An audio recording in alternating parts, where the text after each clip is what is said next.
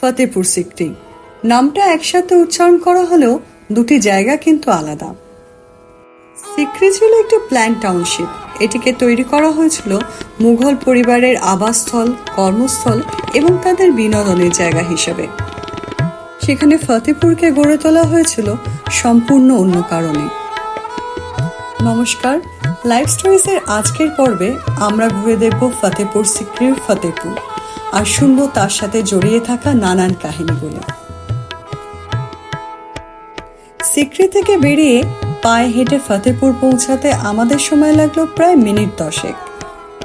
সিঁড়ি দিয়ে উপরে উঠে যে দরজাটি দিয়ে আমরা ফতেপুরের ভিতরে প্রবেশ করলাম সেটিকে বলা হয় বাদশাহী দরজা।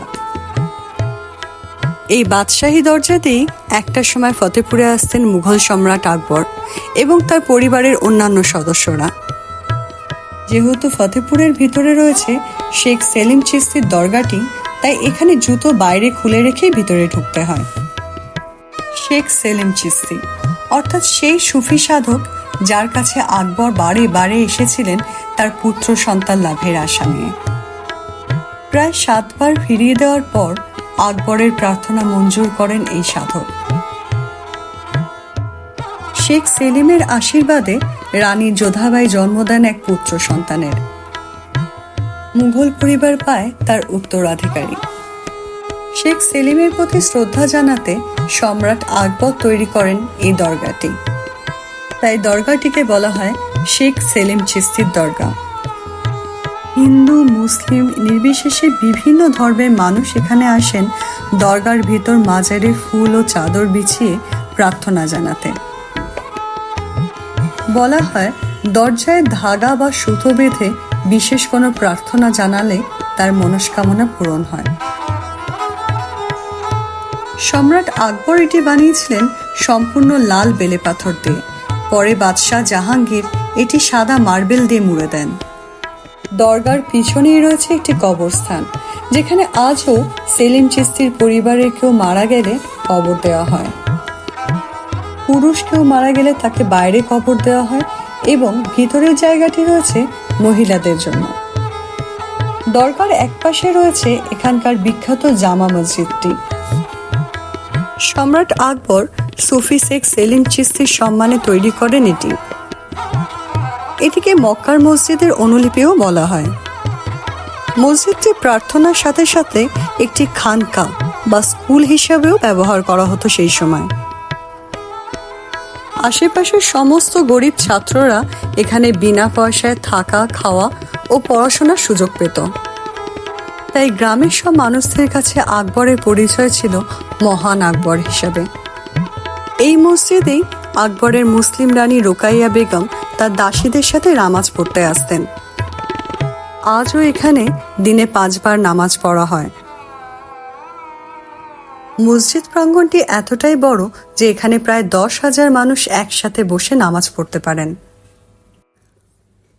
মসজিদের ভিতরের দেওয়ালে কোরআনের আয়াতগুলি সোনার জল দিয়ে লেখা হয়েছিল।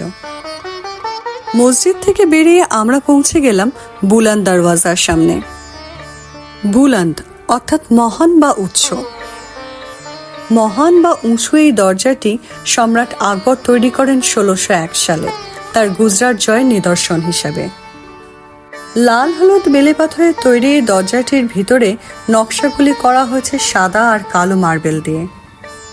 176 ফুট উঁচু এই দরজাটি ছিল বিশ্বের সব থেকে উঁচু একটি দরজা।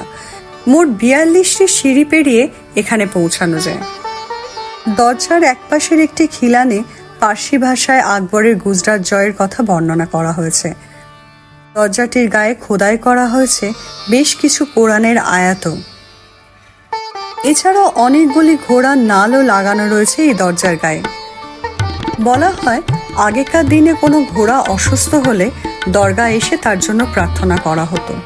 এরপর যখন ঘোড়াটি সুস্থ হয়ে যেত বা মারা যেত তখন ঘোড়ার পায়ের এই খুর দরজায় লাগিয়ে দেওয়া হতো।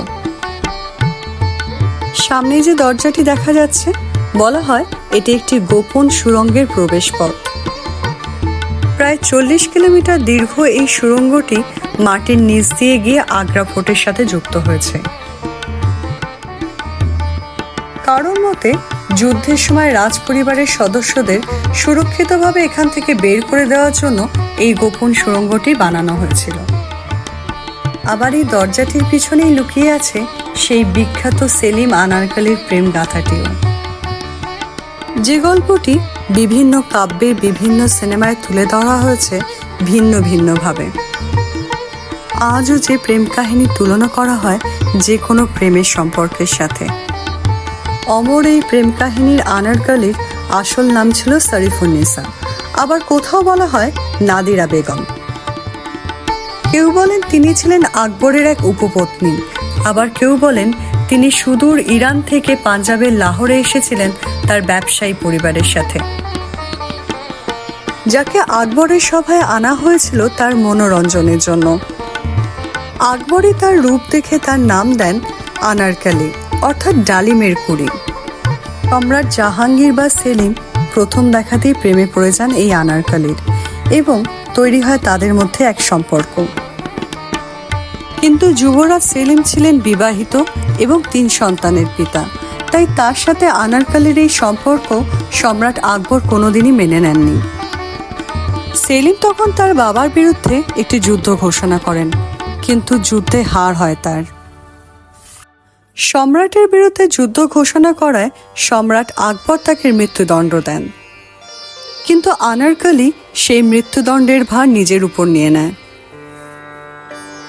কেউ বলেন সম্রাট আকবর আনারকালিকে এই দেওয়ালের পিছনেই জীবন্ত কবর দিয়েছিলেন। আবার কেউ বা বলেন যুবরাজ সেলিম এই সুড়ঙ্গ পথ দিয়েই আনারকালিকে পালিয়ে যেতে সাহায্য করেছিলেন। কারো কারো মতে এই ঘটনাটি ছিল পুরোটাই কল্পনাপ্রসূত, যার কোনো সত্যতা নেই। ফতেপুর সিক্রি পরিত্যক্ত হওয়ার পিছনেও এখানে ছড়িয়ে আছে আরও একটি কাহিনী। প্রায় 14 বছর ধরে রাজধানী থাকার পর মুঘলরা ছেড়ে যেতে বাধ্য হন আকবরের স্বপ্নের এই নগরী, যার মূল কারণ ছিল তীব্র জলকষ্ট এবং রাজপুতদের বারংবার এখানে আক্রমণ। শোনা যায় এই জলকষ্ট সম্পূর্ণ প্রাকৃতিক ছিল না, এর পিছনে ছিল এক কন্যা শোকগ্রস্ত বাবার অভিশাপ। ফতেপুর সিক্রিতে আকবরের এক প্রিয় নর্তকী ছিলেন জারিনা। জারিনার প্রতি আকবরের বিশেষ মনোযোগের কারণে হারেমের বাকি নারীরা তার প্রতি ঈর্ষান্বিত হয়ে পড়েন। তারা ষড়যন্ত্র করে জারিনাকে সম্রাটের সামনে চোর সাব্যস্ত করেন। নিজেকে নির্দোষ প্রমাণ করতে ব্যর্থ জারিনার হাত দুটি কেটে নেওয়ার হুকুম দেন সম্রাট আকবর। তিনি পালিয়ে গিয়েছিলেন না আত্মঘাতী হয়েছিলেন নাকি তাকে খুন করা হয়েছিল, সে প্রশ্নের উত্তর আজও অজানা। কন্যার এই শোকেই উন্মাদ হয়ে যান জারিনার বাবা, আর তার অভিশাপেই শুকিয়ে যায় ফতেপুর সিক্রি আর তার সংলগ্ন এলাকাগুলি। ফলে আকবর ছেড়ে যেতে বাধ্য হন তার এই স্বপ্নের নগরীটি। এরকম নানান প্রচলিত গল্প শুনতে শুনতে আমরা বেরিয়ে পড়লাম ফতেপুর সিক্রি ছেড়ে আমাদের পরবর্তী গন্তব্যের দিকে। পরন্ত বিকেলের সূর্যের আভায় লাল এই ঐতিহাসিক প্রাসাদটি দেখাচ্ছিল আরও মনোরম। মনোমুগ্ধকর এই ফতেপুর সিক্রি আর তার সাথে জড়িয়ে থাকা অপূর্ব কাহিনীগুলি সারা জীবন রয়ে যাবে এক সুন্দর স্মৃতি হিসাবে। আপনাদের সাথে দেখা হচ্ছে আবার পরের পর্বে, যেখানে থাকবে আগ্রা ফোর্ট এবং তার সাথে জড়িয়ে থাকা আরও কিছু সুন্দর সুন্দর কাহিনী। তাই আজকের ভিডিওটি এখানেই শেষ করলাম।